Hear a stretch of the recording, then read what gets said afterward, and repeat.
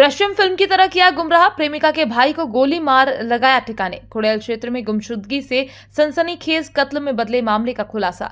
विशाल चौहान की हत्या की, फिर लाश को दफनाया। गुमराह करने के लिए आरोपी रोहित परमार ने मृतक के फोन से किया परिवार को मैसेज, ताकि लगे मृतक जिंदा है, परिवार गुमराह रहे। फिल्म दृश्यम की तरह ही मृतक का फोन चालू कर सांवरिया धाम चला गया। ग्रामीण डीएसपी उमाकांत चौधरी ने बताया, पुलिस ने मामले को प्रोफेशनली हल कर आरोपी रोहित को गिरफ्तार किया है। आरोपी की मदद करने वाले 3 और साथियों की पहचान की है। देखिए, खुड़ैल थाने में गुमशुदगी की रिपोर्ट 3 मई को दर्ज हुई थी।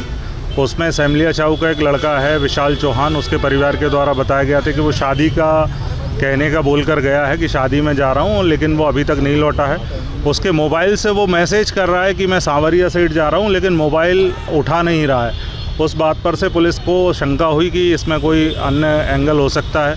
पुलिस की टीमें लगातार उस दिशा में काम कर रही थी। एक विश्वस्त सूत्र से फिर मालूम हुआ कि एक व्यक्ति है उसी गाँव का, जो रोहित परमार नाम का है, वो इस में शामिल हो सकता है इसको गायब करने के मामले में। उसको पुलिस ने हिरासत में लिया और उससे सख्ती से जब पूछताछ की तो उसके द्वारा ये कहानी बताई गई कि 1 तारीख को ही मैंने इस लड़के को, जो मृतक है विशाल चौहान, इसको गोली मार के इसकी हत्या कर दी थी और उसके एक साथी के सहयोग से इसको, जो हमारी पुरानी खुड़ैल के पास तालाब बना हुआ है, वहाँ पर इसको दफन कर दिया था और साथ में काफ़ी नमक भी उस बॉडी के ऊपर इन्होंने डाल के मिट्टी में दबा दिया था।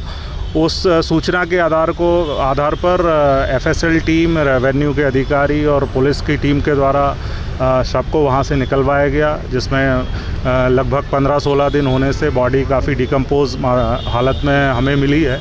उसको पीएम के लिए भेजा गया है। पीएम और एफएसएल की जांच के उपरांत ये पता चलेगा कि इसकी मृत्यु कैसे हुई है। जो आरोपी है उसने जो बताई है कि गोली मारने से हुई है, उसमें पता चलेगा। प्राथमिक तौर पे जब इसकी कहानी के हिसाब से इसने बताया कि 1 तारीख को मैंने उसको गोली मार दी थी और 2 तारीख को उसके ही मोबाइल से उसके घर वालों को उसने मैसेज किया कि मैं सांवरिया साइड जा रहा हूँ। फिल्म दृश्यम की तर्ज पर इसने ये भी किया कि पुलिस या अन्य एजेंसी को ये भ्रम हो जाए कि ये जिंदा है, तो इसके लिए इसके मोबाइल को लेके खुद भी सांवरिया साइड गया और वहाँ जाने के बाद इसने मोबाइल को बीच में बंद किया। फिर 1-2 दिन बाद फिर इसने उसी मोबाइल से घर वालों को मैसेज किया कि मैं कहीं और जा रहा हूँ, मुझे ढूंढा ना जाए। इस प्रकार से इसने गुमराह करने की कोशिश की है। तो खुड़ैल पुलिस के द्वारा बहुत ही प्रोफेशनल तरीके से हमारे थाना प्रभारी और उनकी पूरी टीम के द्वारा बहुत सराहनीय ये हत्या का खुलासा किया गया है। पुलिस अधीक्षक श्रीमती हेदिका वासल मैम के द्वारा पूरी टीम को पुरस्कृत करने की घोषणा की गई। इसमें जो मृतक है उसकी बहन से इस आरोपी का कहना है कि उसके संबंध थे, वो मिलने में ये रोड़ा बनता था, धमकी देता था और पैसे की मांग भी करता था।